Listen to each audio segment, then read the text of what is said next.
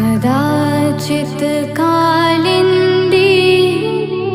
तटविपिन संगीतकरवो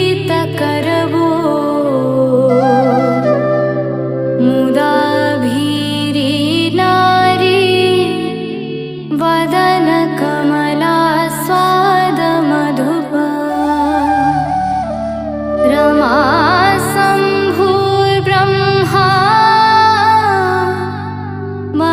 पति गणेशार्चितपदो जगन्नाथ स्वामी नयनपथगामी